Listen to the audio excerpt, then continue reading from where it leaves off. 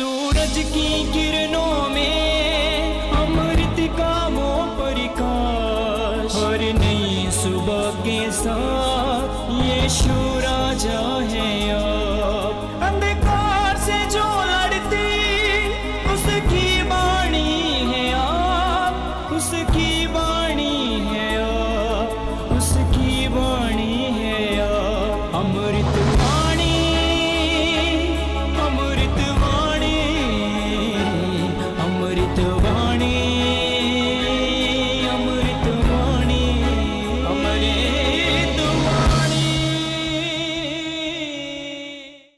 पहला पाठ सामुएल का पहला ग्रंथ अध्याय 17 पद संख्या 32 से 33, 37 और 40 से 51 तक।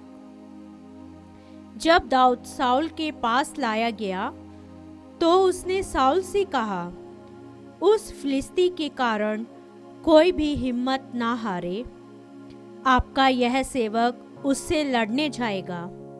इस पर साउल ने यह उत्तर दिया, तुम उस फिलिस्ती से लड़ने नहीं जा सकते, तुम तो अभी किशोर हो और वह लड़कपन से ही वीर योद्धा है। दाऊद ने कहा, प्रभु ने मुझे सिंह और भालू के पंजे से बचा लिया, वह मुझे उस फिलिस्ती के हाथ से भी बचाएगा। इस पर साउल ने दाऊद से कहा, जाओ, प्रभु तुम्हारे साथ हो। दाऊद ने अपनी लाठी हाथ में ली और नाले से 5 चिकने पत्थर चुनकर अपनी चरवाहे की झोली के जेब में रख लिए। तब वह हाथ में डेलवांस लिए फिलिस्ती की ओर बढ़ा। फिलिस्ती भी धीरे धीरे दाऊद की ओर बढ़ा। उसका डाल वाहक उसके आगे आगे चलता था। फिलिस्ती ने दाऊद को देखा और उस पर आंखें दौड़ाकर उसका तिरस्कार किया, क्योंकि वह किशोर था। उसका रंग गुलाबी और शरीर सुडौल था। फिलिस्ती ने दाऊद से कहा, क्या तुम मुझे कुत्ता समझते हो जो लाठी लिए मुझसे लड़ने आए? और वह अपने देवताओं का नाम लेकर दाऊद को कोसने लगा। इसके बाद उसने दाऊद से कहा, मेरे पास आओ और मैं आकाश के पक्षियों और जंगल के जानवरों को तुम्हारा मांस खिलाऊंगा। दाऊद ने फिलिस्ती को यह उत्तर दिया, तुम तलवार, भाला और कटार लिए मुझसे लड़ने आ रहे हो। मैं तो विश्वमंडल के प्रभु, इस्राएली सेनाओं के ईश्वर के नाम पर तुमसे लड़ने आ रहा हूँ, जिससे तुमने चुनौती दी है। ईश्वर आज तुमको मेरे हवाले कर देगा।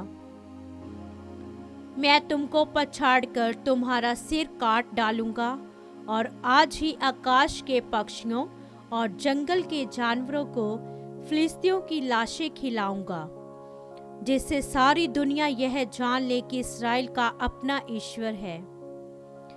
और यहाँ का सारा समुदाय यह जान जाएगा कि प्रभु तलवार या भाले द्वारा नहीं बचाता, प्रभु ही युद्ध का निर्णय करता है और वह तुम लोगों को हमारे हवाले कर देगा। जब फिलिस्ती फिर आगे बढ़ने लगा तो दाऊद उसका सामना करने के लिए दौड़ पड़ा। दाऊद ने झोली में हाथ डालकर एक पत्थर निकाल लिया, उसे डेलवांस में लगाया और फिलिस्ती के माथे पर मार दिया।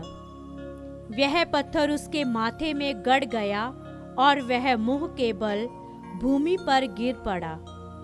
इस प्रकार दाऊद डेलवांस और पत्थर द्वारा फिलिस्ती पर विजय हुआ।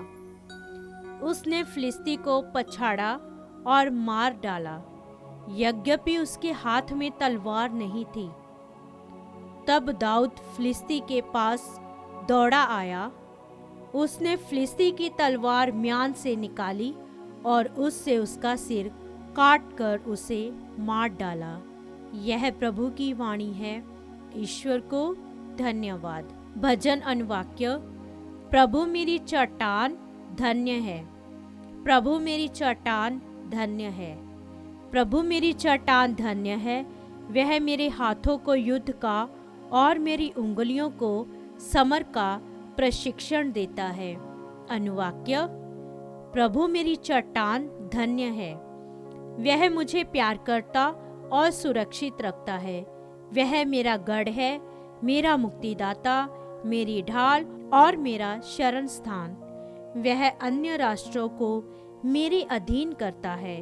अनुवाक्य: प्रभु मेरी चट्टान धन्य है। हे ईश्वर, मैं तेरे लिए एक नया गीत गाऊंगा। मैं वीणा बजाते हुए तेरी स्तुति करूंगा।